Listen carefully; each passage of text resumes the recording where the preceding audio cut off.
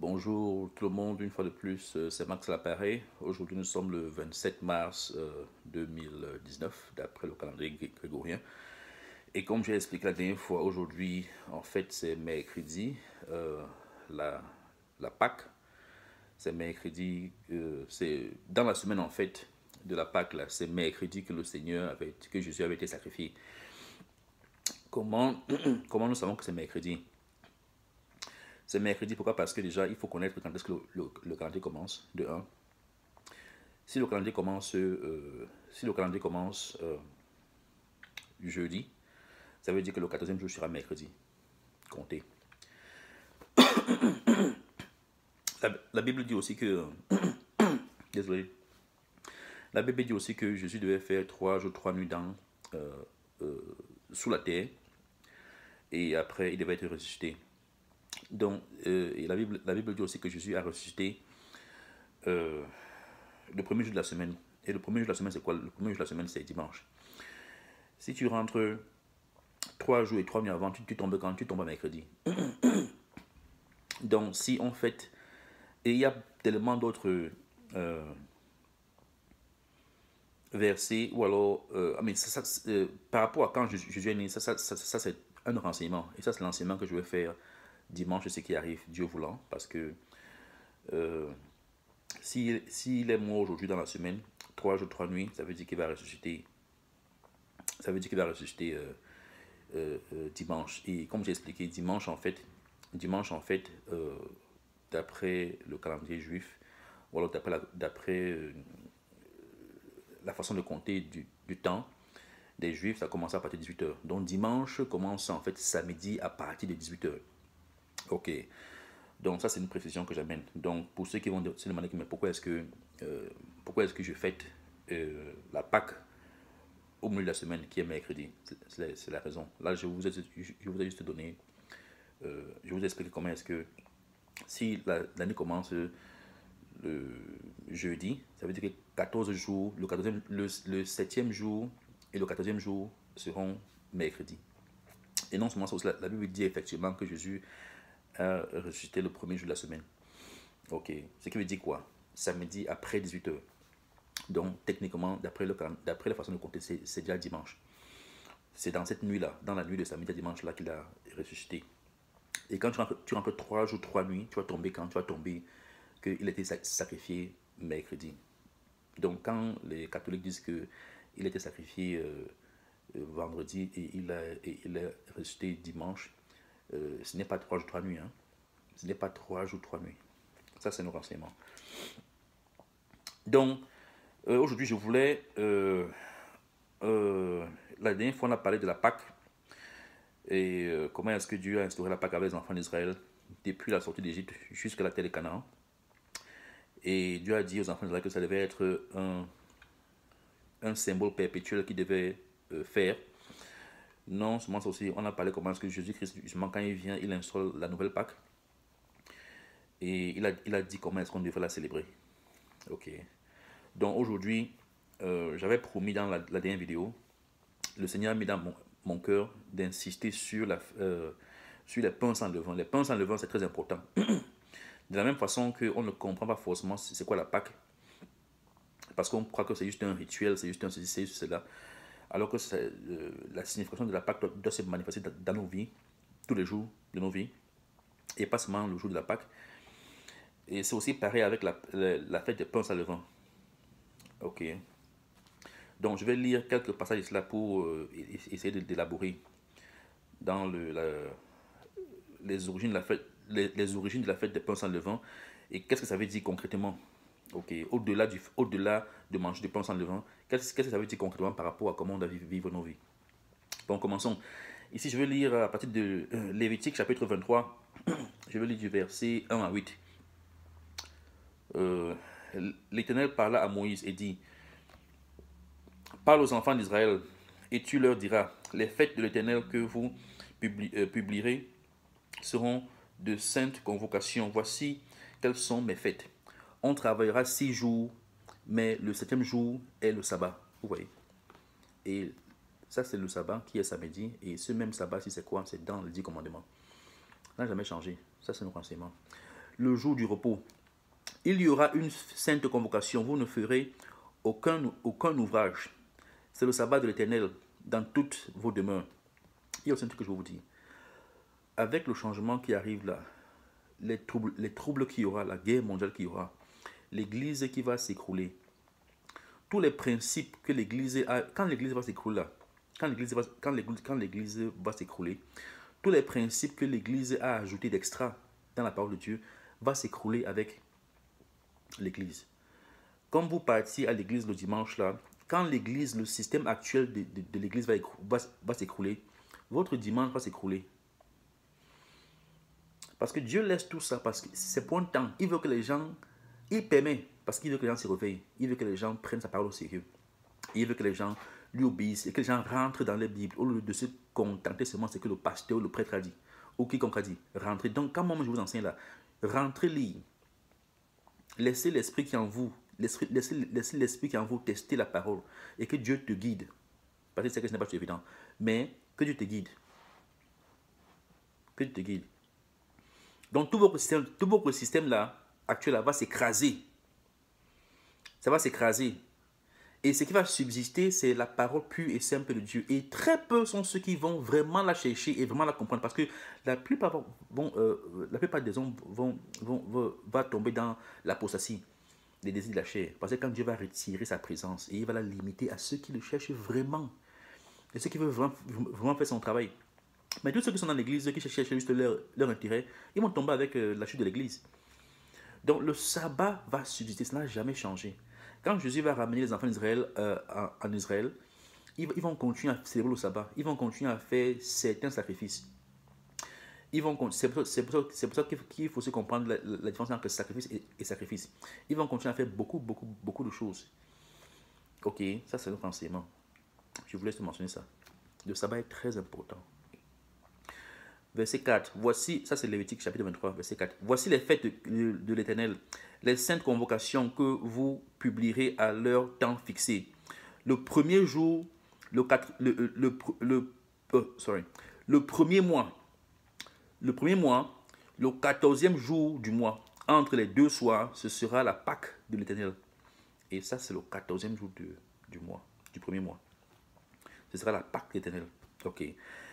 Et le 15e jour de ce mois, ce sera la fête des pains sans levain. Comme je dit, après, aujourd'hui, mercredi, là, à partir de 18h, techniquement, c'est à jeudi. Et c'est le 15e jour. C'est le soir là que, dans le 14e jour, là, les enfants d'Israël devaient tuer. Dans le 4e jour, là. Dans le 14e jour, les enfants d'Israël devaient sacrifier l'agneau. Et ils ne le sacrifiaient pas n'importe quand. L'heure où Jésus est mort, là. Donc, parce que Jésus meurt après 15 heures. Il meurt après 15 heures. Vous voyez. Donc, entre 15 heures et 18 heures, là, entre 15 heures et 18 heures, tu as à peu près, entre 15 heures et 18 heures, tu as à peu près 3 heures. Donc, il meurt dans la période là. Et on l'enterre avant que le sabbat ne commence. Pardon. Il meurt dans la période là et on l'enterre avant que le sabbat ne commence. Mais le sabbat dont on parle là, juste avant qu'on l'enterre, ce n'est pas le sabbat de samedi, c'est le sabbat parce que le 15e jour là, c'est un jour particulier. Il y avait des jours qui étaient, le samedi était un sabbat de la semaine. Ça ne changeait pas. Chaque semaine, il y avait un sabbat qui était samedi. Maintenant aussi, il y avait des jours particuliers que Dieu consacrait comme des sabbats. Par exemple, comme le 15e jour, ou alors le 15e jour, c'est là qui est en fait le premier jour de la fête des pains sans levain, et le 7e jour. Ok. Donc, le premier jour de la fête des pains sans levain là, et le dernier jour de la fête des pains sans levain, c'était aussi les sabbats. Mais ce n'était pas forcément samedi, mais c'était des jours particuliers. Donc, on dit que le monsieur qui a enlevé Jésus de la croix, l'a enterré, et il voulait l'enterrer avant le sabbat. Le sabbat dont on parle là, ce n'est pas samedi. Ce n'est pas samedi, c'est important de comprendre ça. Donc, verset 6 de Lévitique 23. Et le 15e jour de ce mois, et ce sera la fête des pains sans levain, en l'honneur de l'Éternel. Vous mangerez pendant 7 jours les pains sans levain. Le premier jour, vous aurez une sainte convocation. Vous ne ferez aucune œuvre servile. Ça veut dire quoi? C'est un sabbat. C'est un sabbat. Ce n'est pas le sabbat en tant que tel que c'est le sabbat de la semaine, mais c'est un sabbat. Ok. Vous offrirez à l'Éternel pendant 7 jours des sacrifices consumés par le feu. Le 7e jour, il y aura une sainte convocation. Vous ne ferez aucune œuvre servile. Dans le premier jour et le 7e jour des fêtes, de la fête des pains sans levain, vous ne, ce sera comme un sabbat. Ok. D'après la loi que Dieu a donnée aux enfants d'Israël. Ok. Bon. Donc ici, là, qu'est-ce qu'on a rappelé dans Lévitique chapitre 23, versets 1 à 8? On a parlé, Dieu ici a rappelé justement aux enfants d'Israël que le 14e jour, entre les deux soirs, ok, c'est la fête de la Pâque. Et non seulement ça aussi, il a dit qu'à partir du 15e jour, là, donc le 15e jour, qui est en fait le premier jour de la fête des pains sans levain, tu comptes 7. Donc le premier jour de la fête des pains sans levain, le 7e jour, ce sont des sabbats. Et pendant les 7 jours-là, vous ne mangez pas de pain avec de levain. Ok. Et non seulement ça, il a rappelé que le 7e jour de la semaine, il a dit que pendant 6 jours, tu travailles. Mais le 7e jour, c'est le sabbat. Il est là qu'on travaillera. Ça, c'est verset 3. On travaillera 6 jours. Mais le 7e jour est le sabbat, le jour du repos. Il y aura une sainte convocation. Vous ne ferez aucun ouvrage. C'est le sabbat de l'Éternel. Dans toutes vos demeures. Dans toutes vos demeures. Très important. On vit dans un monde aujourd'hui où tout le monde travaille samedi. C'est autant de choses qui perturbent l'énergie cosmique. L'ordre cosmique que Dieu a mis dans le monde. C'est autant de choses. On se pose la question déjà pourquoi est-ce qu'on a des problèmes. C'est à cause de ça. C'est un mensonge que Satan nous a mis dans la tête. Et tout ça contribue à sa dominion sur nous. Ok, continuons sans perdre le temps. On va aussi lire Deutéronome 16 à partir du verset 1 à 8. Deutéronome 16. Là, je rappelle juste, c'est un verset que je n'ai pas eu à lire la dernière fois qui parle aussi de mêmes choses. Deutéronome 16, à partir du verset 1 à 8. Ok. Observe le mois des épis et célèbre la Pâque en l'honneur de l'Éternel, ton Dieu. Car c'est dans ce mois des épis que l'Éternel, ton Dieu, t'a fait sortir d'Égypte pendant la nuit.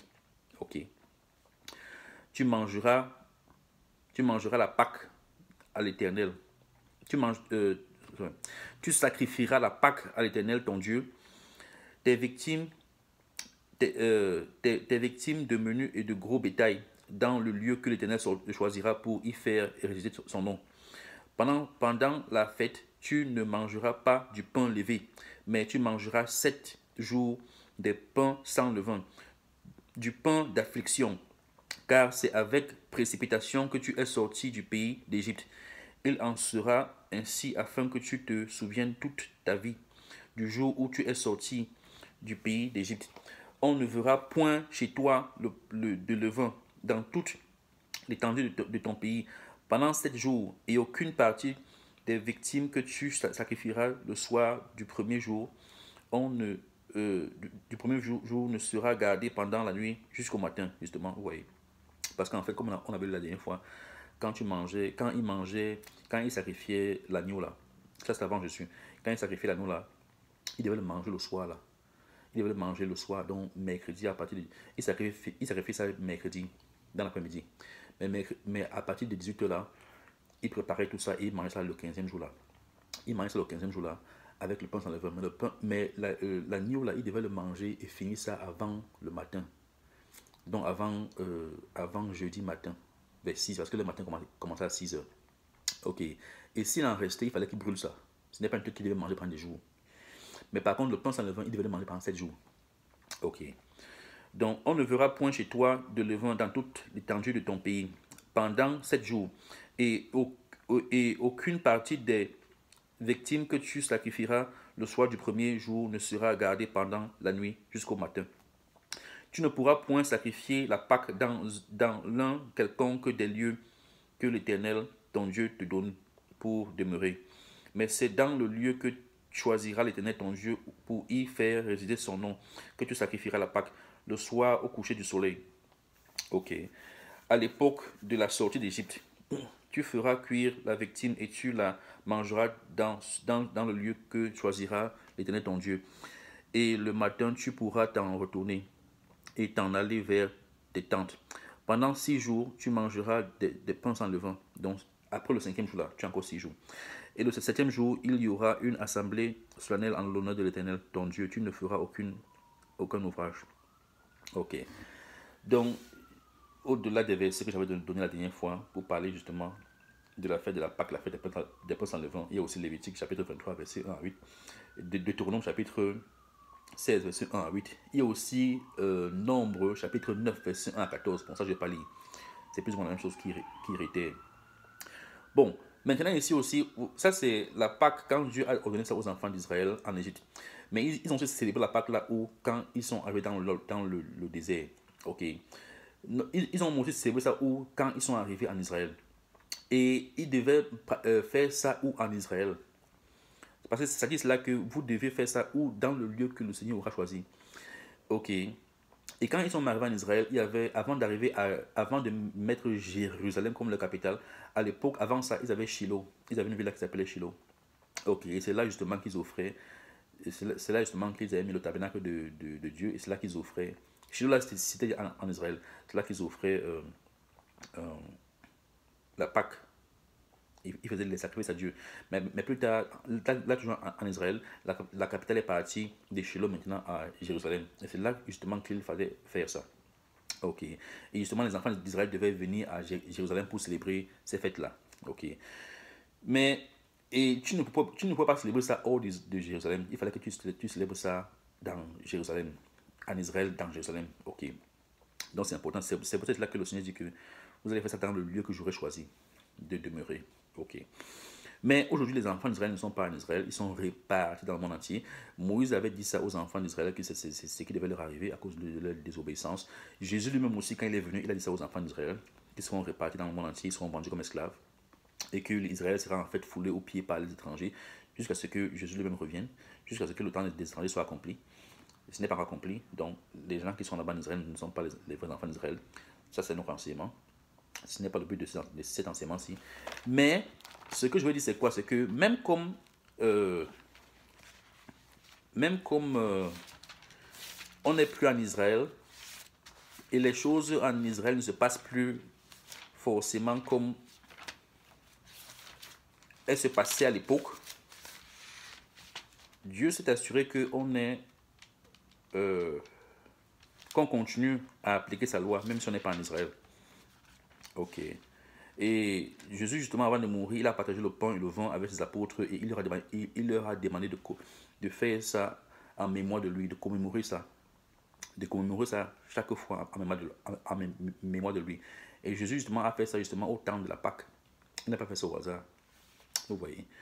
Donc, mais je vais vous montrer un truc ici là. Allons dans Jean chapitre 4, verset 20 à 24, où Jésus en fait parle avec la femme samaritaine. Ok, je ne veux pas tout lire, c'est tout un chapitre. Je vais te focaliser sur Jean, Jean chapitre 4, verset 20 à 24. Bon, ça c'est la femme samaritaine. Ça, je ne lis pas à partir du début, mais c'est bien de lire, même, si possible, même lisez tout le chapitre 4. Mais moi je n'ai pas le temps parce que j'ai beaucoup à couvrir. Bon, verset 20. Nos pères ont adoré sur cette montagne et vous dites que le lieu où il faut adorer est à Jérusalem. Ça c'est la femme samaritaine qui parle à Jésus-Christ. Je répète, nos pères ont adoré sur cette montagne et vous dites que le lieu où il faut adorer est à Jérusalem. Bon, Jésus répond, femme, lui dit Jésus, crois-moi, l'heure vient où ce ne sera ni sur cette montagne, ni à Jérusalem que vous adorerez le Père. Vous voyez? Donc, Jésus lui dit, c'est là, écoutez très bien. Femme, lui dit-il, femme, lui dit Jésus, crois-moi, l'heure vient où ce ne sera ni sur cette montagne, ni à Jérusalem que vous adorerez le Père. Vous adorez ce que vous ne connaissez pas. Nous adorons ce que nous connaissons, car le salut vient des Juifs. Parce que si tu connais justement l'histoire d'Israël, à un moment donné, Israël s'est divisé. Il y avait Israël du Nord, Israël du Sud. Et Jérusalem, justement, était dans l'Israël du Sud.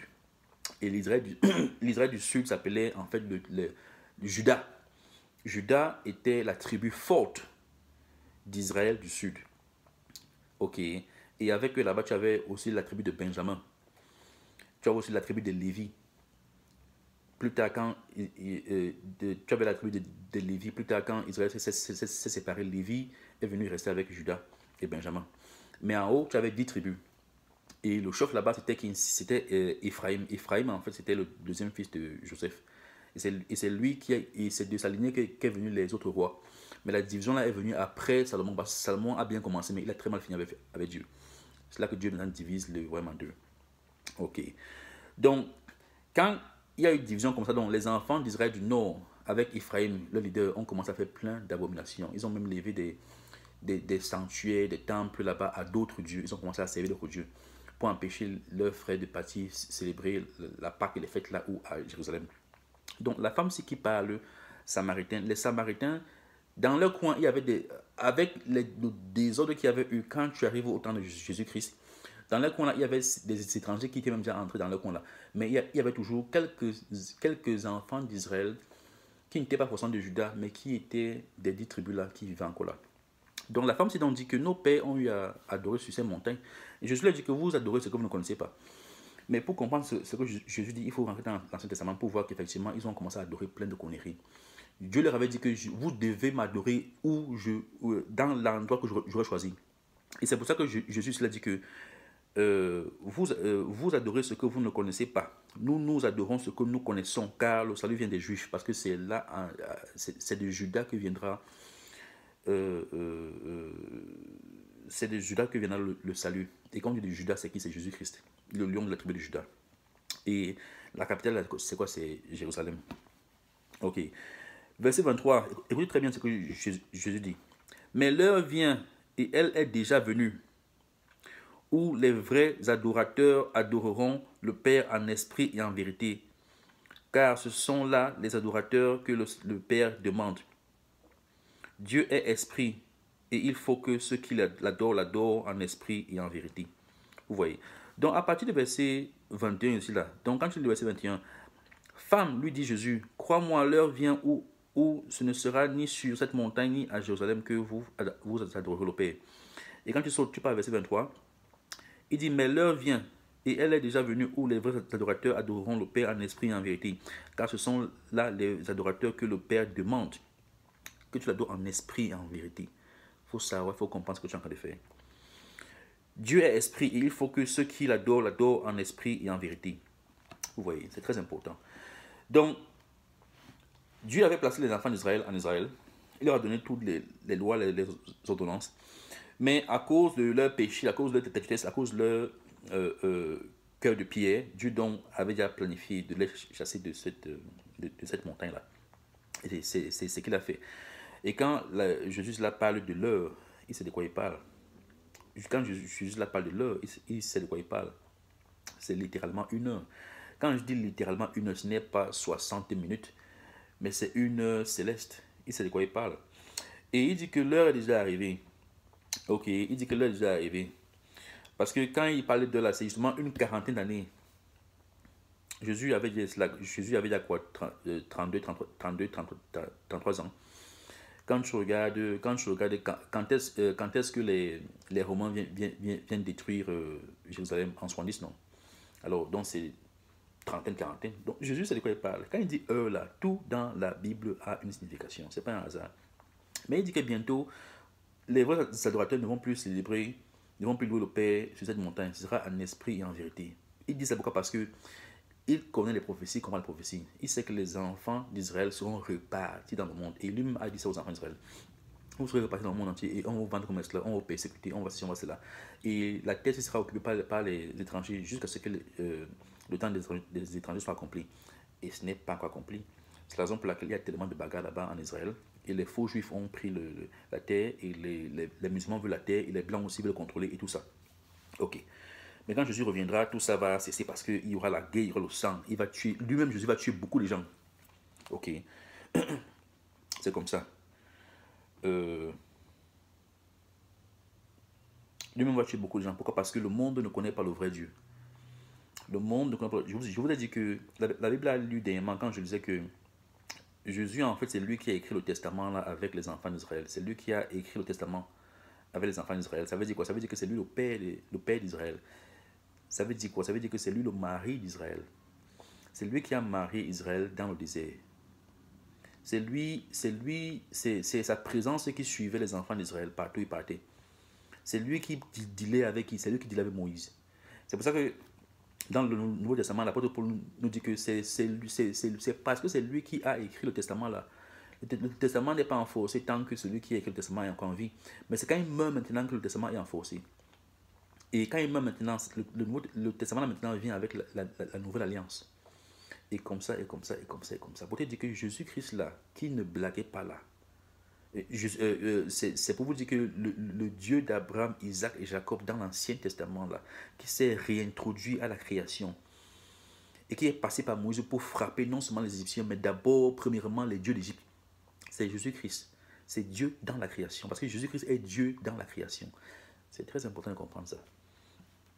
C'est très important de comprendre ça. C'est pour ça que quand il va encore revenir la deuxième fois, cette fois-là, le monde va le voir. Et la destruction qui aura dans le monde là sera pire que ce qu'on avait en Égypte. Je dis bien pire. Continuons. Pour ceux qui pensent que Jésus-Christ c'est un petit... Quand il est venu là, il savait qu'il allait mourir. Il savait pourquoi il venait la première fois. La deuxième fois quand il vient, c'est un guerrier. C'est un guerrier. Comme on dit, hors pair. Hors pair. Continuons. Sans perdre de temps. Non seulement aussi là, en passant, avant de continuer, je vais aussi mentionner quelque chose. Ce qui s'est passé, vous savez, Dieu travaille en parallélisme, avec en similitude. Ce qui s'est passé en Israël va encore se passer maintenant mondialement, parce que voilà ce qui se passe en Israël. Ça arrive à un niveau où Dieu maintenant envoie son Fils pour accomplir ce qu'il a demandé d'accomplir. Jésus-Christ, bien entendu, va accomplir ça. Il réussit à accomplir ça. Et quand maintenant il a accompli ça, il n'a plus besoin d'Israël. Parce que déjà, Israël ne l'écoute pas. Israël ne l'écoute pas.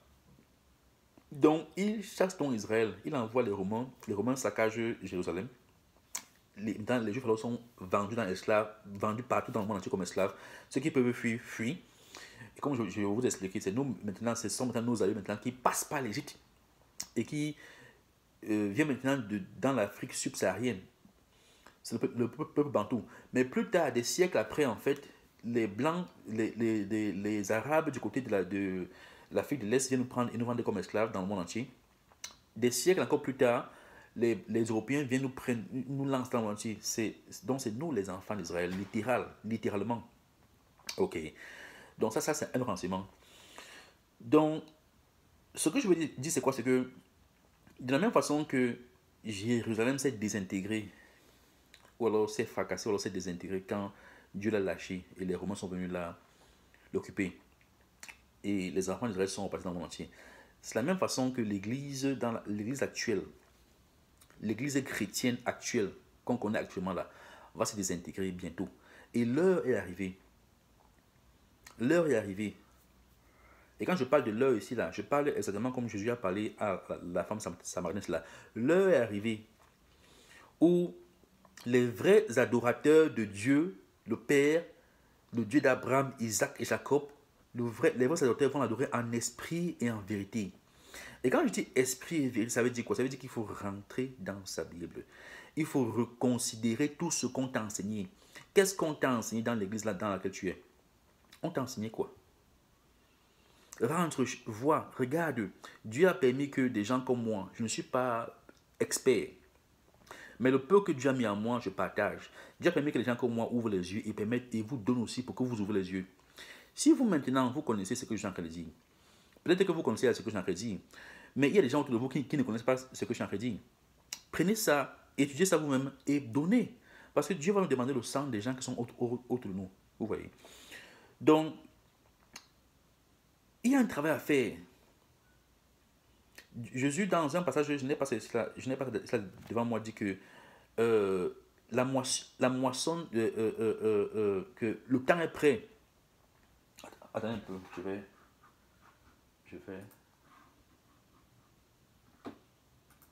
vais chercher ça.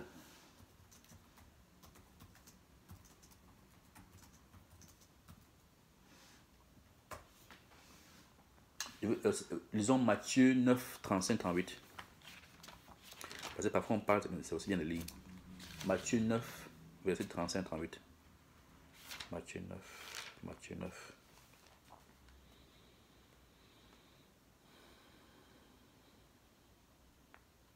Matthieu 9, verset 35-38. Jésus parcourut toutes les villes et les villages, enseignant dans les synagogues, prêchant la bonne nouvelle du royaume et guérissant toute maladie et toute infirmité. Voyant la foule, il fut ému de compassion pour elle, parce qu'elle était languissante et abattue, comme des brebis qui n'ont point de berger. Alors il dit à ses disciples, la moisson est grande, mais il y a peu d'ouvriers. Priez donc le maître de la moisson d'envoyer des ouvriers dans sa moisson. Il y a énormément de travail à faire. Et quand je dis travail, il y a énormément de travail à faire.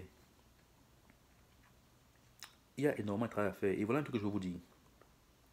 Au temps de Jésus, il y avait les pharisiens, il y avait les sadduciens, il y avait les hérodiens. C'était une secte aussi d'intellect. Il y avait les Essènes. Il y avait tellement de fractions là-bas. Quand Dieu a commencé avec les enfants d'Israël, c'était un peuple, une ligne de roi, une ligne de prêtre. Une ligne de roi, une ligne de prêtre. Il n'y avait pas 10 fractions de prêtres, des rois, tout ça. En Israël, là-bas, maintenant, il y avait d'abord les prêtres des Lévis, il y avait les pharisiens, il y avait les sadduciens, il y avait les hérodiens, il y avait les Essènes. Il y avait tellement de groupes là-bas. Sans compter ceux qui faisaient la magie. Parce que maintenant, c'était arrivé à un niveau où, sans compter les Romains aussi qui vivaient avec eux là comme ça. C'était devenu la démocratie, l'abomination. En passant, la démocratie, c'est l'abomination. Ça c'est un autre sujet. Ok. Donc, qu'est-ce qui se passe? Jésus l'a dit qu'il faut qu'on prie Dieu pour qu'il envoie des serviteurs. Mais il y a les serviteurs. Vous avez les pharisiens, vous avez les sadduciens, vous avez les prêtres juifs de l'époque, vous avez les hérodiens, vous avez les essais. Vous avez des romains, vous avez même des gnostiques, des gens qui sont dans le spiritisme. Ok, mais pourquoi ces gens-là n'éduquent pas la population? Jésus dit que mon frère, il y a tellement à faire, mais les gens qui font le vrai travail sont très peu. Il faut prier que Dieu envoie.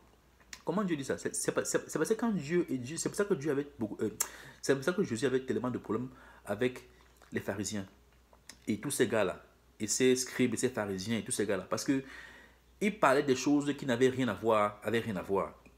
Et et à un moment donné même, je n'ai pas eu le temps de rentrer à l'intérieur. À un moment donné même, justement, ils ont demandé à Dieu, à Jésus que si tu veux qu'on croie que tu es le Fils de Dieu, fais un miracle pour nous et on va croire que tu es le Fils de Dieu. Et c'est là que Jésus leur a dit que vous n'aurez aucun miracle. Une génération perverse et adultère, vous désirez des miracles. Vous n'aurez aucun miracle excepte, à part le miracle de Jonas, où Jonas a passé 3 jours, 3 nuits dans le ventre de la baleine, après la baleine l'a recraché.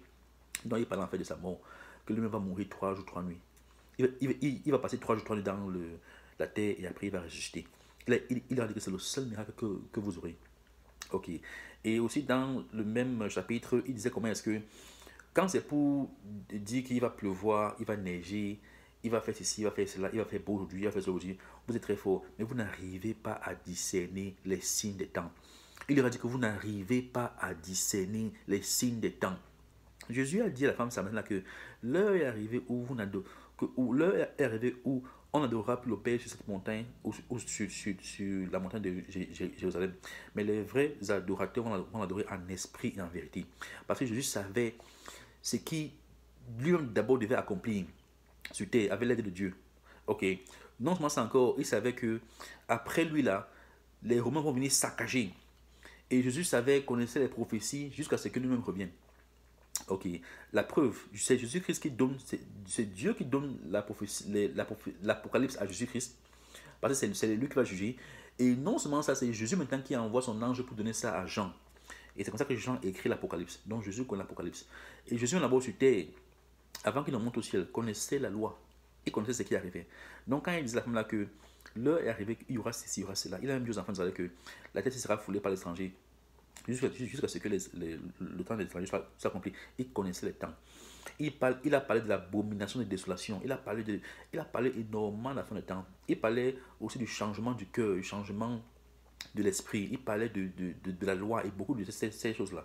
On n'a pas le temps d'encourager en profondeur, mais ce que je veux dire, c'est quoi? C'est que la même chose qui s'est passée en ce temps-là où Israël s'est écroulé fracassés et les gens sont dispersés. C'est la même chose qui va se passer dans notre monde aujourd'hui avec les églises nouvelles, les églises qu'on a. Le système actuel, et quand je dis système actuel, le système chrétien actuel. Et là, je ne fais pas de différence. Catholique, protestant, témoin de Jéhovah, église du 7e ciel, église adventiste, je me prends tout ça ensemble. Les églises africaines là qui se lèvent de partout, les églises réveillées, tout, je les mets ensemble. Le moment arrive et il est très proche où tout ce système-là va s'écrouler. Et quand ça va s'écrouler, les vrais adorateurs vont adorer. Et ce ne sera plus que on va dans l'église catholique, on va dans l'église protestante, on va dans l'église méthodiste, on va dans cela. L'apôtre Paul parle de l'apostasie qui va frapper l'église. L'apostasie, c'est énormément de gens, le système va s'écrouler et les gens vont quitter l'église en masse. Donc l'église qu'on connaît aujourd'hui, là, va changer. Et les vrais, quand vous voyez par exemple le temps des apôtres là, eux, ils avaient déjà commencé à se séparer. Quand ils étaient même avec Jésus-Christ, et après même que Jésus-Christ a monté au ciel, Jésus-Christ était toujours avec eux, même comme il n'était plus visible, il était avec eux. Ils se sont séparés de l'église à l'instant là, parce qu'eux comprenaient ce qui arrivait, et Dieu leur ouvrait les yeux par rapport à la parole. Et Dieu les utilisait pour faire le travail qu'il fallait faire. Il fallait évangéliser les peuples, il fallait leur dire la vérité. Et ils insistaient sur quoi? Sur la repentance. Sur la repentance, sur le baptême, sur la lecture, la compréhension et l'application de la parole de Dieu. Et sur l'enseignement. Parce que maintenant, quand tu connais, il faut maintenant aller parler. Ce n'est plus une affaire où on attend que le grand prêtre va enseigner, on attend que le pasteur enseigne. Toi-même, déjà, dans ta famille, il y a des gens qui ne croient pas. Ou alors qui croient, mais qui blaguent. Comme j'ai toujours expliqué dans mes vidéos. Tu as un travail à faire. Si Dieu t'a ouvert les yeux, tu as un travail à faire. Il a dit qu'il va demander son sang. Ça, c'est l'enseignement sur la Pâque. Pourquoi est-ce que Dieu m'amène ce genre de choses? C'est pour que vous compreniez, c'est pour qu'on comprenne. C'est beaucoup plus que ça. Ce n'est pas la blague. De la même façon que l'Église est tombée, que Jérusalem est tombée au temps des Romains, après Christ, dans l'heure là, comme il disait, c'est la même façon que l'Église ici actuellement va tomber. Elle va disparaître. On va commencer à persécuter même les vrais chrétiens. Les gars même qui vont maintenant même s'accrocher à la parole là, on va les persécuter. Et maintenant, ils vont devoir aussi fuir de ville en ville, se cacher parfois. Ils vont devoir se cacher. Ils vont devoir aussi commencer à se séparer comme les apôtres là se sont séparés de ces institutions-là à l'instant là. Et maintenant, ils vont maintenant se rabattre sur la parole. Et l'Esprit Saint que Dieu a envoyé va maintenant leur parler. L'Esprit Saint ne sera plus partout là maintenant comme il essaie d'aider les gens. Mais est-ce qu'on écoute même? On n'écoute pas l'Esprit Saint. Les églises continuent à faire les conneries. C'est ce que j'avais demandé que les gens me disent qu'ils ont l'Esprit Saint. Les gens me disent qu'ils parlent en langue. Mais dans ton parler en langue, l'Esprit ne te dit pas les temps. L'Esprit ne te dit pas qu'il y a une guerre mondiale qui arrive. L'Esprit ne te dit pas qu'il y a une crise économique qui arrive. L'Esprit ne te dit pas que mon frère, nous sommes dans la dernière heure. L'Esprit, tout ce que l'Esprit te dit, c'est que cherche la femme, l'argent, ceci, cela. Non, l'Esprit ne te dit pas ça. Tout ce que l'Esprit te dit, c'est que non. Il faut chercher les bénédictions qui vont brûler demain. Et le vrai travail spirituel, éternel que tu dois faire, tu ne fais pas. Tu ne fais pas. L'Esprit ne te révèle pas tout ça. Il y a un problème. Les vrais adorateurs vont adorer en esprit, en vérité. Ils vont devoir rentrer dans la parole, chercher. Ils vont devoir se laisser guider par l'Esprit Saint. Moi, je ne parle plus à l'église. Je ne vais pas faire quoi là-bas. Ils ne comprennent rien. C'est maintenant, c'est amusant. C'est amusant pourquoi? Parce que maintenant, quand je regarde certaines de ces vidéos, je vois les grands pasteurs là, que parfois j'écoutais à l'époque. Quand je les écoute, je dis que ouais, les gars, c'est bien beau de dire ce que vous dites là. Mais ça, c'est le truc qu'on dit aux enfants. À un moment donné, il faut que l'enfant grandisse. Donc, si tu lui donnais le lait, maintenant, donne-lui un truc un peu plus solide. Donne-lui maintenant la nourriture solide. Et maintenant, donne-lui la solidité de la nourriture. Maintenant, dépend de son âge et dépend de sa maturité. Parce que Dieu, il a mis son chronomètre. Hein, et quand l'heure arrive, il frappe. Donc, quand il va venir frapper là, est-ce que tu seras prêt? Tu seras comme les gens qui à qui Noé a parlé, mais les gars n'ont pas changé, ils sont morts. Ils sont comme les gens qui étaient à Sodome et Gomorrhe, qui sont morts. Quand l'église va tomber, tu vas faire partie des gens qui vont fuir l'église, qui vont tomber et qui vont se retrouver dans les désirs de ce monde. Jésus a dit dans sa parole que c'est quand il reviendra, il va encore trouver la foi sur terre. Pour te montrer à quel point ce sera très grave. Continuons. Mais ce qui s'est passé au temps, ce que Jésus a dit à la femme, c'est là, c'est ce qui va se passer maintenant avec l'église. Les vrais adorateurs vont adorer en esprit, en vérité. Et la vérité, c'est quoi? C'est sa parole. Ce n'est pas ce qu'un pasteur a dit. Ce n'est pas ce que l'église catholique a dit. Tous vos trucs là vont s'écrouler. Les Noëls vont s'écrouler. Les mariés, ça va s'écrouler. Vous allez commencer à adorer Lucifer lui-même. Continuons. Donc, j'ai lu... on a parlé justement des origines de la Pâque et des origines du pain sans levain. Mais comme j'ai dit, le plus... et ce sont des rituels que les enfants d'Israël devaient observer. Et quand Jésus est venu, il a instauré le même rituel. Mais cette fois-là, maintenant, c'était avec le pain et le vin. Parce qu'il savait que, mon frère, Israël, c'est encore pour quelques années. Après ça, on va racler. Et quand vous serez maintenant répartis dans le monde entier, vous ne pourrez plus faire les sacrifices là. Mais par contre, vous pouvez garder cette même pratique ou alors ce même culte dans le pain et le vin en mon nom. Et c'est ce que Jésus a instauré avant qu'il ne meure.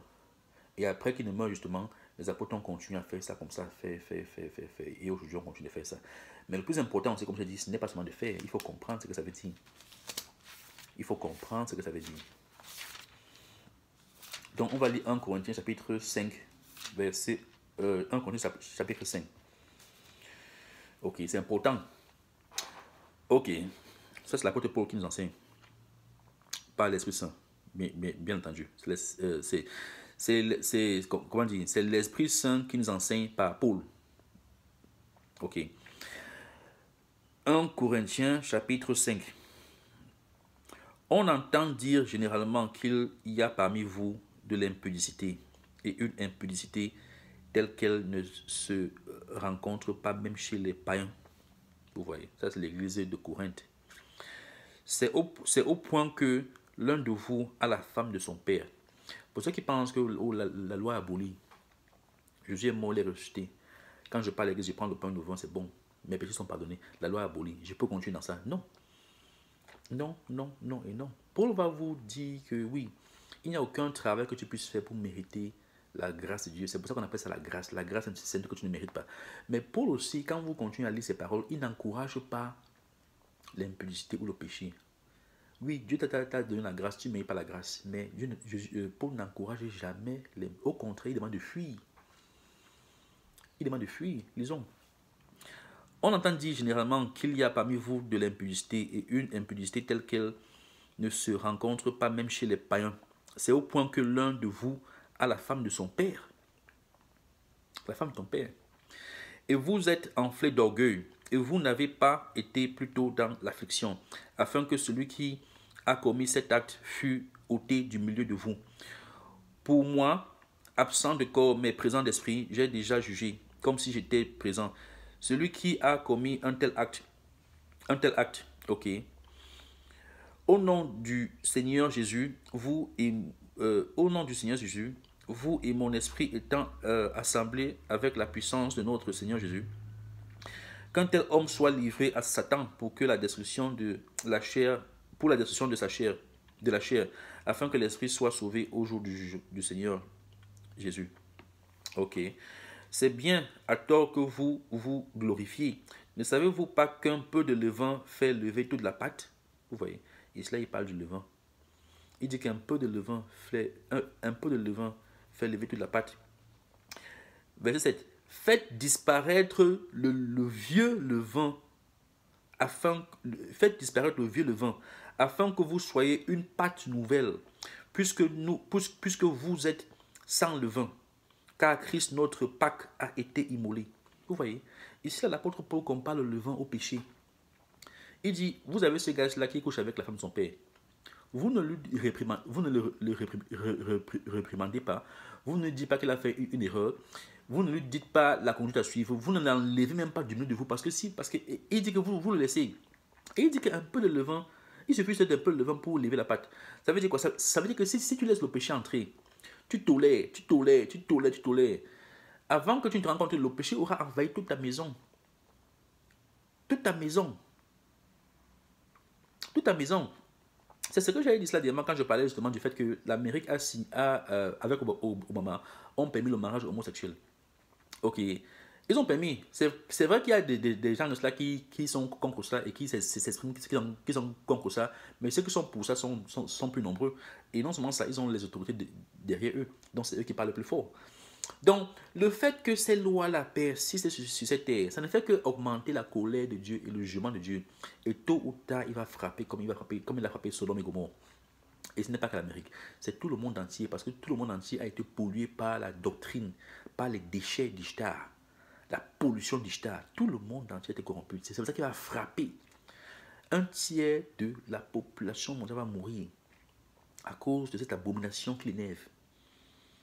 L'apôtre Paul dit qu'il suffit d'un peu de levain pour se lever la pâte. Et il dit cela que faites disparaître, ça c'est verset 7. 1 Corinthiens chapitre 5 verset 7. Faites disparaître le vieux levain afin que vous soyez une pâte nouvelle. Puisque vous êtes sans levain, car Christ notre Pâque a été immolé. Donc vous êtes sans levain. Donc la pâte sans levain, c'est la pâte sans péché.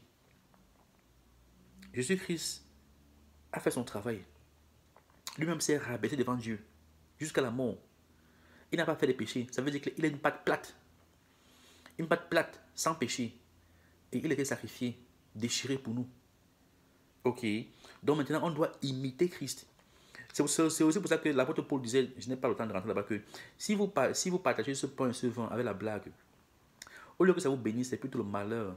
C'est pour ça que parmi vous, il y a les infirmes, il y a les malades, il y a même les morts. Parce que vous blaguez avec les choses de Dieu. Vous ne comprenez pas la signification.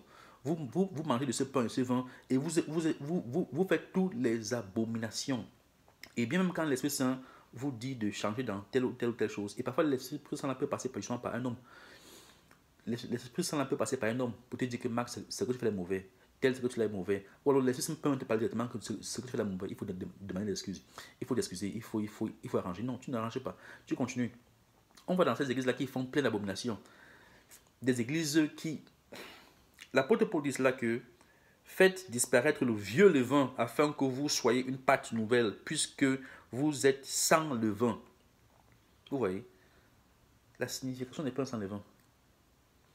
Il ne suffit pas de manger le pain sans levain et boire le vin. Il faut comprendre pourquoi est-ce que tu fais ça. Jésus est mort, il est ressuscité, oui. Mais il ne suffit pas de boire et le vin là, et manger le pain sans levain. Il faut voir concrètement qu'est-ce que ça veut dire. Pas seulement le jour de la Pâque, mais dans ma vie en général. L'apôtre Paul dit cela qu'il faut enlever le vieux levain. Parce que vous êtes appelé à être une pâte sans levain. Comme Jésus lui-même était une pâte sans levain. Faites disparaître le vieux levain afin que vous soyez une pâte nouvelle, puisque vous êtes sans levain, car Christ notre Pâque a été immolé. Célébrons donc la fête, non avec du vieux levain, mais avec un levain de... attendez. Verset 8. Célébrons donc la fête, non avec du vieux levain, non avec un levain de malice et de méchanceté, mais avec les pains sans levain de la pureté et de la vérité. Parce que quand tu es pur et quand tu es vrai, tu es humble. Et quand tu es humble, tu ne gonfles pas dans le vide. Parce que quand le pain gonfle là, il y a beaucoup d'air dans le pain. Quand le pain gonfle là, il y a beaucoup d'air. Si tu as plus comme ça va s'affaisser.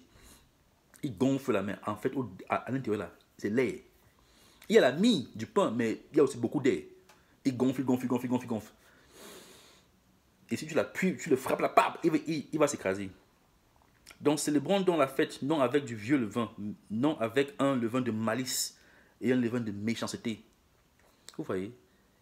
Donc les pratiques que Dieu a montrées aux enfants d'Israël en Égypte, au désert et dans la terre de Canaan, l'apôtre Paul donne ici l'explication de ce que ça veut dire. Mais ce que l'apôtre Paul dit ici, là, ce n'est pas nouveau parce que Dieu lui-même s'est toujours plusieurs fois plaint des enfants d'Israël par rapport à leur cœur, par rapport à leur méchanceté, par rapport à cela. Donc ça ce n'est pas un concept nouveau, ce n'est pas un concept du Nouveau Testament. Même ça, déjà, Dieu avait dit ça aux enfants d'Israël, même dans l'Ancien Testament. Mais un jour, on va parler de ça en profondeur. Mais voilà à quoi Paul compare le levain ici là. Donc célébrons donc la fête, non avec du vieux levain, non avec un levain de malice et de méchanceté. Et quand il dit malice et méchanceté là, c'est bien plus que ça. Hein? L'idolâtrie, la sorcellerie, la méchanceté, le mensonge, l'adultère, c'est tout ça. Ce n'est pas seulement la malice et la méchanceté. Mais avec les pains sans levain de pureté, la pureté, elle est morale, elle est spirituelle, elle est physique. Si tu couches avec la femme de ton père, si tu brises toutes ces lois-là que Dieu a données dans l'Ancien Testament, que certaines églises aujourd'hui disent que la loi est abolie, tu n'es pas en train de servir Dieu. Verset 9. Je vous ai écrit dans ma lettre de ne pas avoir des relations avec les impudiques. Écoutez très bien ce que Paul dit. Je vous ai écrit dans ma lettre de ne pas avoir des relations avec les impudiques. Non pas d'une manière absolue avec les impudiques de ce monde, ou avec les cupides, les ravisseurs, ou avec les idolâtres. Autrement, il vous faudrait sortir du monde. Ok. Maintenant, ce que je vous ai écrit, c'est de ne pas avoir des relations avec quelqu'un qui, se nommant frère, est impudique, ou cupide, ou idolâtre. Ok, donc si tu as quelqu'un même qui dit qu'il est chrétien et il fait des choses bizarres, que si tu sais que si tu t'associes à lui, ça va te contaminer, il faut que tu te sépares de lui. Ou outrageux, ou ivrogne, ou ravisseur, de ne pas même manger avec un tel homme. Maintenant, il n'y a aucun homme parfait sur la terre. Donc un homme qui fait ces choses-là et que tu réprimandes, si la personne change, ça va. Mais si la personne insiste, là, il faut faire attention. De peur que toi-même tu ne sois contaminé. Qu'ai-je en effet à juger ceux du dehors? N'est-ce pas ceux du dedans que vous avez à juger? Voilà. Pour ceux du dehors, Dieu les juge. Ôtez le méchant du milieu de vous.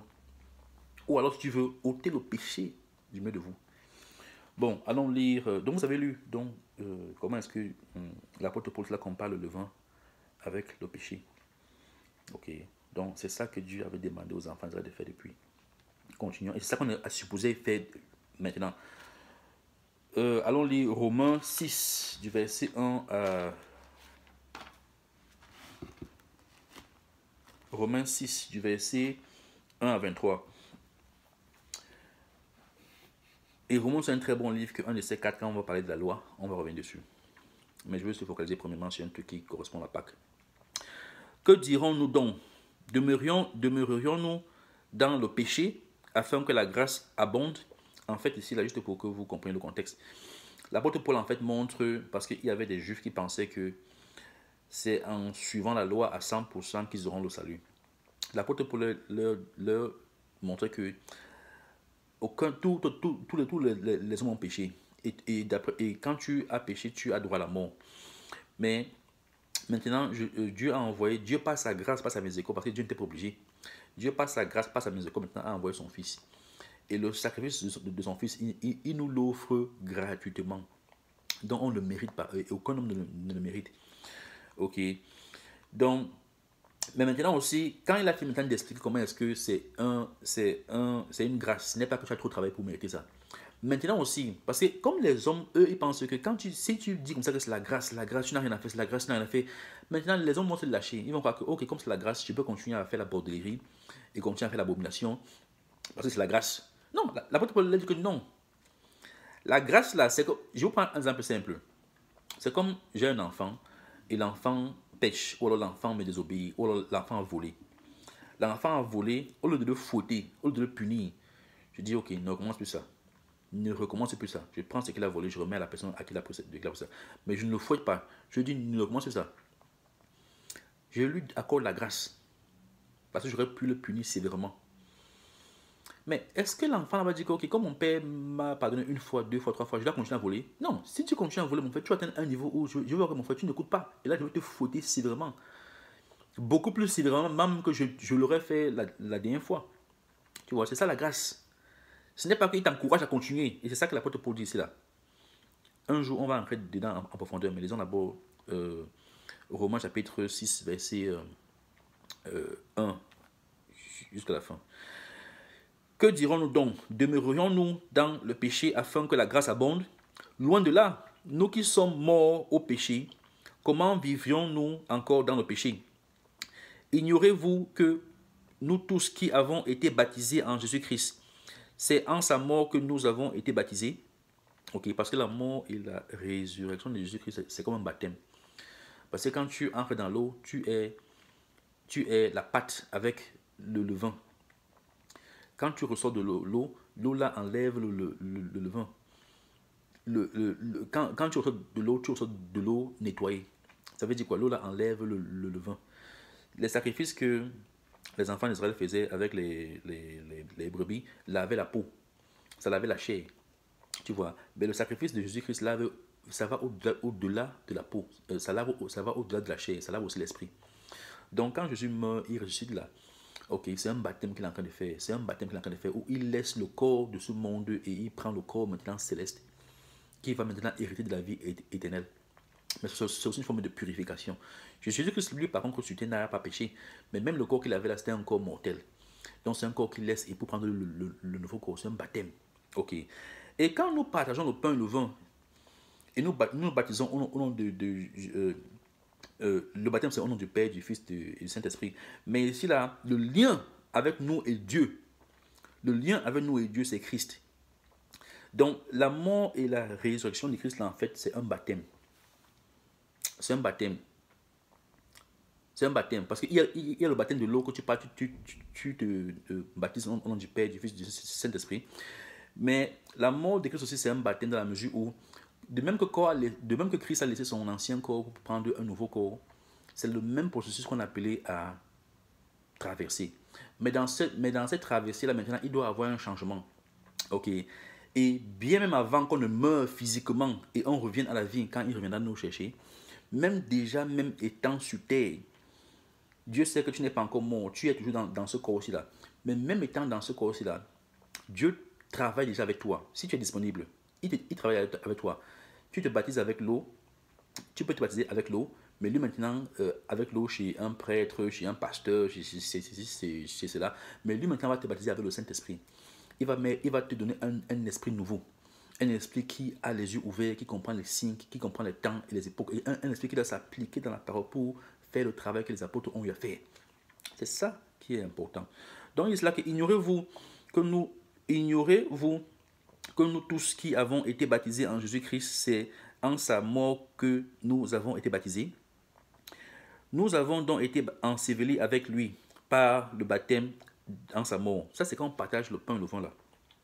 Nous avons donc été ensevelis avec lui par le baptême en sa mort, afin que, comme Christ est ressuscité des morts par la gloire du Père, de même nous aussi, nous marchions en nouveauté de vie. Vous voyez? Donc, c'est un baptême qui est appelé à changer nos vies. En effet, si nous sommes devenus une même plante avec lui par la conformité à sa mort, nous le serons aussi par la conformité à sa résurrection.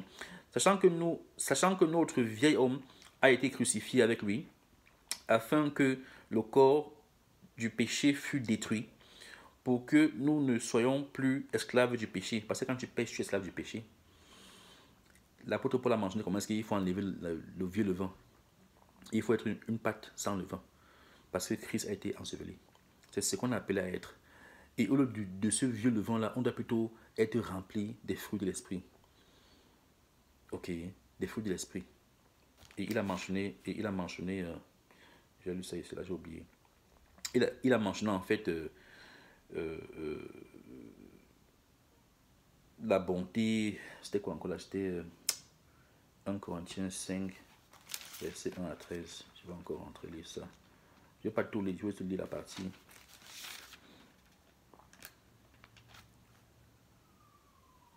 Il dit cela que, mais avec les pains sans levain de pureté et de la vérité. De pureté et de la vérité. Ok. Bon, rentrons dans Romains chapitre 6, verset 7. Car celui qui est mort est libre du péché. Or, si nous sommes morts avec Christ, nous croyons que nous vivrons aussi avec lui. Sachant que Christ est ressuscité des morts ne meurt plus, la mort n'a plus de pouvoir sur lui, parce que Christ est mort une fois, il est ressuscité une fois. Et il est assis à la droite de Dieu le Père. Il ne fait pas les choses de Tammuz où il meurt, il revient, il meurt, il revient. Non, c'est une fois qu'il a fait et c'est éternel. Car il est mort et c'est pour le péché qu'il est mort une fois pour toutes. Il est revenu à la vie et c'est pour Dieu qu'il vit. Alléluia. Ainsi, vous-même, regardez-vous comme mort au péché. Vous n'êtes pas mort physiquement, vous êtes encore en vie. Mais l'apôtre Paul dit cela que, mais comme vous avez mangé de son corps, vous avez mangé du pain et du vin qui symbolisent, je dis bien symbolise, ce n'est pas exactement ça. Ce n'est pas exactement son corps, son sang, ça n'a pas de sens. Mais vous avez mangé du pain et du vin qui symbolisent son corps et son sang. Et c'est du pain sans levain qui représente un corps pur et un corps sacrifié pour nous. Et c'est du sang qui a été versé pour le pardon de nos péchés. Donc, on est en train de manger de cette alliance-là. On est en train de partager dans cette alliance-là. Mais ça ne s'arrête pas seulement là. Il faut maintenant voir ce que ça veut dire physiquement, concrètement dans ta vie. Et c'est là où Paul attire ton attention de te séparer de quoi? De te séparer du péché. Parce qu'il faut comprendre, oui, c'est bien de faire ce symbolisme-là. Mais il faut maintenant comprendre ce que concrètement ça veut dire dans ta vie. Ok. Ainsi, vous-même, regardez-vous comme mort au péché et comme vivant pour Dieu et Jésus-Christ. Que le péché ne règne donc plus, que le péché ne règne donc point dans votre corps mortel. Même dans ton corps mortel, là, même comme tu n'es pas comme mort ressuscité et que Jésus est venu et puis tu as eu le corps céleste donc qu'il a promis. Même pendant que tu es encore en vie là, tu as mangé tu as partagé le pain et le vin qui symbolisent le corps et le sang de Christ et tu connais la signification de ces choses-là. Il doit déjà avoir un changement en toi pour pouvoir faire ce que tu as fait avant qu'il ne soit trop tard. Ok, tant que tu es encore en vie là, tu as du travail à faire. Tu as du travail à faire. Que le péché ne règne donc point dans votre corps mortel et n'obéissez pas à ses convoitises. Vous voyez, l'apôtre Paul demande de se séparer du péché. Bien même que tu aies mangé du corps et du sang de Christ par le pain et le vin, c'est pas toi. Ne livrez pas vos membres au péché comme des instruments d'iniquité, mais donnez-vous même à Dieu comme étant vivant de mort que vous étiez, et offrez à Dieu vos membres comme instruments de justice. Ok. Donc maintenant, quand vous prenez le pain et le vin là, vous faites maintenant partie de l'alliance que Dieu a donnée, que Dieu a fait avec les enfants d'Israël. Mais maintenant, il ne suffit pas de faire ça. Qu'est-ce que ça veut dire concrètement? Il faut lire sa parole, il faut chercher à comprendre, il faut obéir. Et l'obéissance,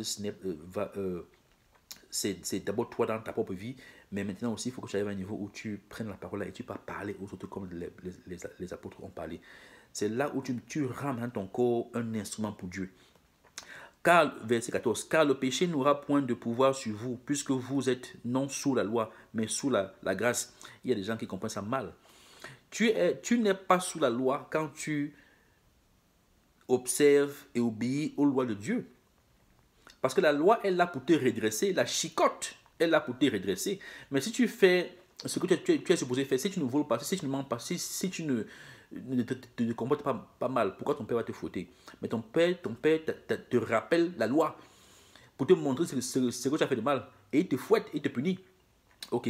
Donc, c'est là qu'on dit car le péché n'aura point de pouvoir sur vous, puisque vous êtes non sous la loi, mais sous la grâce. Il y a des gens qui pensent que donc ça veut dire que la loi est abolie. Ce n'est pas ce qu'elle est en train de dire. Si la loi est abolie, donc ça veut dire qu'on peut continuer à pécher? Non, il dit non. Mais s'ils disent, donc, quand tu lis seulement ce qu'on vient de lire là et tu lis ça, tu as l'impression que Paul se contredit. Il ne se contredit pas. Quand tu fais le bien, quand tu obéis la loi de Dieu, quand tu obéis à sa loi et tu fais ce qu'il vient de faire, tu n'es pas sous la loi. Parce que la loi est là comme un maître. La loi est là comme un bourreau. Voilà ce que tu dois faire. Si tu veux bien vivre, si tu veux pas avoir de problème. Ok. Continuons, verset 15. Quoi donc? Pécherions-nous parce que nous sommes non sous la loi, mais sous la grâce? C'est ce que l'apôtre Paul dit. Donc, comme nous sommes sous la loi, comme nous sommes sous la grâce, et nous sommes plus sous la loi, donc on doit continuer de pécher. L'apôtre Paul dit, loin de là. Il n'est pas en train de dire que comme nous sommes sous la grâce, qu'on reçoit pas en participant dans le sacrifice que Jésus que ça fait. On a eu ça par la grâce parce qu'on ne mérite pas. Personne ne mérite. Aucun ne mérite. C'est une grâce. Mais maintenant, est-ce que parce que Dieu nous a accordé la grâce, on doit continuer dans le péché parce que c'est la grâce? Non, il dit là que non. Alors, ça veut dire quoi? Il ne se contredit pas.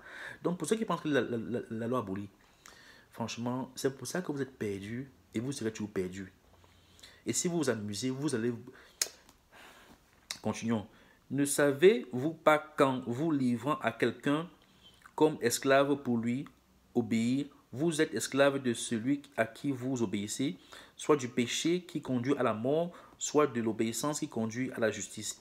Ça veut dire quoi? Ça veut dire que même quand tu as pris le pain et le vin, et tu continues de pratiquer l'idolâtrie, dans ces églises-là, l'idolâtrie, même dans ta vie, au lieu de chercher Dieu, au lieu de chercher Dieu dans sa parole, et l'écouter spirituellement dans sa parole et appliquer cela, et d'offrir ton corps comme instrument pour aller faire du bien, aller prêcher la parole, aller annoncer le royaume à venir, aller faire cela, tu ne le fais pas.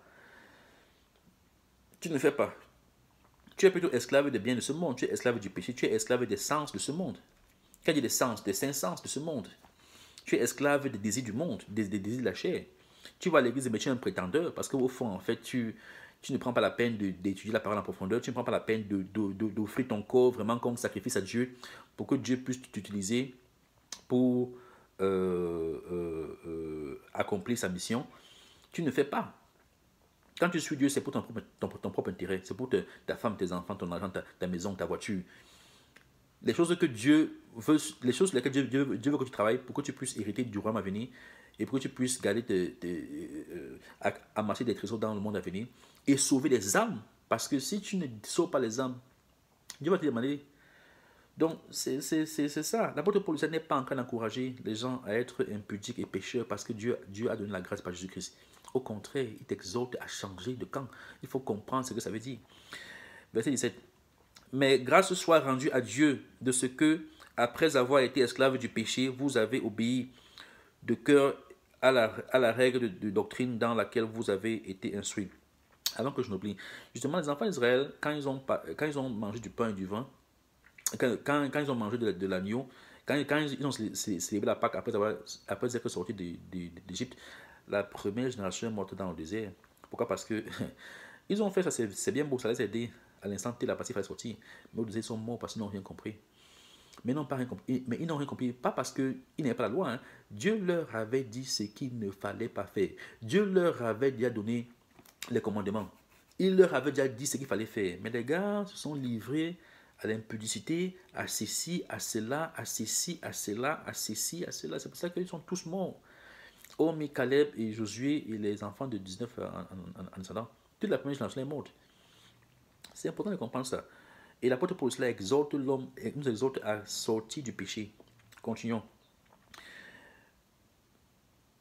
Mais grâce soit rendue à Dieu de ce que, après avoir été esclave du péché, vous avez obéi de cœur à la règle de doctrine, dans laquelle vous avez été instruits. Ayant été affranchis du péché, vous êtes devenus esclaves de la justice. Je parle à la manière des hommes, à cause de la faiblesse de votre chair. De même donc que vous avez livré vos membres comme esclaves à l'impureté et à l'iniquité pour arriver à l'iniquité. Ainsi maintenant, livrez vos membres comme esclaves à la justice pour arriver à la sainteté. Vous voyez? Donc, il faut, même dans ta vie, là, tant que tu es encore en vie, même quand tu es dans ce corps mortel-là, ou livre tes membres à la justice et la sainteté. C'est la même chose qu'il dit là, c'est la même chose qu'il a dit dans 1 Corinthiens chapitre 5, verset 1 à 13. La même chose. Car lorsque vous étiez esclaves du péché, vous étiez libres à l'égard de la justice. Ok. Quels fruits portiez-vous alors? Des fruits dont vous rougissez aujourd'hui. Car car la fin de ces choses, c'est la mort. Exactement. Quand tu n'obéis pas à la loi de Dieu et tu fais les choses du monde, tu vas mourir. Ok, il n'est pas forcément de la mort physique, il pas de la mort spirituelle, du jugement. Mais maintenant, étant affranchi du péché et devenu esclave de Dieu, vous avez pour fruit la sainteté et pour fin la vie éternelle. On est appelé à la sainteté et la vie éternelle. Car le salaire du péché, c'est la mort, mais le don gratuit de Dieu, c'est la vie éternelle en Jésus-Christ notre Seigneur. Oui, comme il a dit cela, c'est le don gratuit, c'est une grâce, on ne mérite pas ça. Mais c'est parce que c'est une grâce, comme il a dit au départ, on doit conduire dans le péché. Non, absolument pas. Donc notre vie, à partir de maintenant, doit refléter qu'on a eu la grâce de Dieu. Et la grâce là, c'est quoi? C'est que je te donne le temps. Tu n'as pas encore fait ce que j'attends de toi. Mais je t'accorde beaucoup plus de temps. Je te donne la vie. Je te donne ce que tu as parce que je te donne ce dont tu as besoin pour vivre. Je te donne la vie, je te donne la santé, je te donne la femme, les enfants. Je te donne ces choses-là, c'est bien beau. Mais ça n'exclut pas que tu as un travail vis-à-vis de moi. Quand il dit moi, je parle Dieu. Dieu dit, ça n'exclut pas que tu as un travail. Tu as une dette envers moi. Et la dette là, c'est quoi? C'est que il y a du travail que tu dois faire. Tu dois me donner ton corps, tu dois offrir ton corps dans la pureté et la sainteté. Mais là, il n'entre pas en profondeur. Ailleurs aussi, on parle seulement comment est-ce que si si on ne sauve pas les âmes, quand il dit sauver, c'est pas que c'est moi qui sauve. Si je ne fais pas le travail, parce que c'est Dieu qui passe par l'Esprit Saint pour sauver les gens, c'est pas moi. Mais si je n'offre pas mon corps comme instrument que Dieu peut utiliser pour parler aux gens, pour sauver les gens, pour faire ceci, pour faire cela, je suis en train de bloquer les dons spirituels que Dieu m'a donnés. Et quand tu lis la parabole des talents, la parabole des talents justement dit que quand il reviendra, il va te demander ce que tu as fait. Et si tu n'as rien fait, il va te jeter en enfer. Donc pour ceux qui pensent que non, c'est la grâce, je ne mérite pas, donc je n'ai même pas besoin de travailler, vous n'avez absolument rien compris. Donc je vais arrêter là. Le but de cet enseignement, c'est de parler du levain, le pain sans levain, la signification. Il faut se séparer du péché. Que ce soit dans les églises que vous partez, les églises qui célèbrent Noël, qui célèbrent Nouvel An, qui célèbrent Marie, les églises qui n'ont pas de vision. Quand ils disent n'ont pas de vision, ça veut dire qu'ils ne comprennent pas les signes des temps. Nous sommes à la dernière heure. Ça veut dire quoi? Ça veut dire qu'on devait la ferveur, l'enthousiasme, la rage qu'on devait avoir à vouloir comprendre la parole de Dieu. Ok, en profondeur. Et vouloir nous sauver nous-mêmes et sauver les gens autour de nous. Quand Dieu nous sauve, c'est Dieu qui nous sauve. Mais néanmoins, on a un travail à faire. On devait être enragé. On devait être la ferveur qu'on devait avoir par rapport à la parole de Dieu et par rapport à l'enseignement, par rapport déjà à changer notre propre vie et par rapport à l'enseignement, elle devait être autant forte que celle des apôtres. Parce que l'heure dans laquelle les apôtres étaient, c'est l'heure dans laquelle nous sommes. Nous sommes très proches de ces choses-ci là. Comme je dis, si tu n'as pas Dieu pour voir ça, c'est qu'il y a un problème. Si tu vas à l'église, ça fait 5 ans, 10 ans, 20 ans, et tu ne comprends pas ce que je dis là, ou tu ne vois pas ce que je suis en train de dire, il y a un très grand problème. Tu vas faire partie des gens qui vont tomber et qui vont livrer leur corps à Satan. Parce que la division là a commencé et elle va s'accentuer. Elle va s'accentuer. Dieu va endurcir le cœur de ces leaders-là qui contrôlent ce monde-là. Il va endurcir. Ils vont passer des lois qui vont vous obliger à choisir. Ou vous êtes à gauche, ou vous êtes à droite. Et très peu vont se retrouver à droite. Très peu. C'est pour ça qu'il a dit qu'étroite est la voie qui amène au paradis. Mais large est celle qui amène en enfer. Elle va encore plus élargir. Parce que quand l'église là va tomber, vous allez faire comment? Vous dépendez de l'église pour tout. Pour la Pâque, vous n'avez pas besoin de partir à l'église pour prendre la Pâque. Moi, je vous ai dit cela que moi, déjà, je devais travailler aujourd'hui. Je devais travailler. Mais par la grâce de Dieu, j'ai demandé off. Mon boss m'a laissé. Mon boss m'a donné ce jour aujourd'hui. Je suis libre et je célèbre la Pâque là avec ma femme, mes parents, ma soeur qui est ici. J'aurais bien aimé la célébrer avec toute ma famille, même celle qui est au pays. Mais avec la grâce de Dieu, un jour, on pourra faire ça ensemble en tant que famille. Même maintenant, je prends la peine de faire ça. J'ai pris ce jour off pour passer cette Pâque-là. Et Dieu a mis dans mon corps que Max, dis-leur ce que je suis en train de dire là, par rapport au pain sans levain là. Parce qu'on ne comprend pas ce que ça veut dire. Il ne suffit pas de manger ça, de manger le pain sans levain et boire le truc là. Il faut que tu changes ta vie. Il faut comprendre l'heure dans laquelle nous sommes. Et on a un travail, on a un travail à faire. Je pense que j'ai assez parlé. Je ne veux pas que cet enseignement soit trop long. Parce que moi-même, j'ai des trucs à faire. C'est la Pâque aujourd'hui. J'ai des trucs à faire. Je ne veux pas que ce soit trop long. J'ai fait la mission que Dieu voulait que je fasse. Et, euh, et non seulement ça, je n'arrête. Il faut étudier la parole. Pourquoi? Parce que je vais vous prendre un exemple très simple. Moi, j'étais catholique avant. J'étais catholique. Il y avait des églises catholiques là où tu vas. Il y a des églises catholiques là où tu vas. On te donne le pain, on ne te donne pas le vin. On te donne le pain, on ne donne pas le vin. Ça montre que les gars ne comprennent pas. Quand je dis les gars ne comprennent pas, je ne parle pas des hauts placés dans l'église. Parce que les hauts placés dans l'église sont censés comprendre la parole. Cela. Quand je dis comprendre, je sais qu'il y a compréhension et compréhension. Et je sais que la compréhension aussi de quelqu'un n'est pas forcément proportionnelle à son diplôme. Parce que les pharisiens ne comprenaient pas beaucoup de choses, bien que c'était des docteurs en parole. Mais Dieu a donné plutôt la sagesse aux gens comme aux pécheurs, comme les Pierre, les Matthieu et consorts. Il a donné ça aux petits gens pour humilier les sages de ce monde. Donc, je ne suis pas en train de dire que parce que quelqu'un est haut placé dans le Vatican, il comprend tout ça. Non, il ne comprend pas. Il y a beaucoup de choses qu'il ne comprend pas. Et il y a des choses que Dieu va révéler ça aux gens comme moi, qui ne sont rien. Et il va cacher ça aux sages de ce monde qui pensent qu'eux, ils connaissent trop. Mais ce que je veux dire, c'est que si vous êtes dans les églises où il n'y a pas de vision, en passant, avant que je m'éloigne, les catholiques parfois donnent le pain sans vin. On te donne le pain sans vin. Ça veut dire quoi? Pourquoi on te donne le pain sans le vin? Le vin, c'est symbolique du sang de Christ qui a été versé pour le pardon de nos péchés. On te donne le pain sans vin. Ça n'a pas de sens. Certaines églises même, je ne sais même pas s'ils prennent la Pâque. Je ne sais même pas. Je ne sais pas. Et non seulement ça aussi, au-delà de ça, c'est important de faire la Pâque quand Dieu a instauré la Pâque. Et c'est possible. C'est possible de trouver même le jour où il faut faire la Pâque. C'est aujourd'hui. C'est impossible. Pourquoi est-ce que c'est possible? Pourquoi est-ce que je dis ça? Quand Dieu donne les jours là par rapport à ces fêtes, les fêtes là sont elles sont placées par rapport au calendrier solaire, elles sont classées par rapport aux saisons, elles sont classées par rapport aux récoltes, elles sont classées par rapport à cela. Et on va entrer en profondeur justement quand on va parler de la résurrection de Christ. Qu'est-ce que la résurrection de Christ commence Qu'est-ce que la résurrection de Christ symbolise? Ok, ça traite beaucoup de choses. Ça traite beaucoup de choses. Donc quand tu fais la fête là, hors de ce... Imagine tu fais la Pâque en plein hiver. Tu fais la Pâque en plein milieu du solstice d'hiver. Ça n'a pas de sens. Ça n'a pas de sens. Donc, les jours même où Dieu a mis la Pâque là, c'est important, il faut respecter ça. C'est pour ça qu'à un moment donné, hein, quand l'église là va tomber, ce sera où tu fais ce que la Bible demande de faire, où tu es carrément perdu. Et il y aura maintenant une vraie division entre les gens qui veulent vraiment suivre Dieu et les gens qui veulent continuer de blaguer.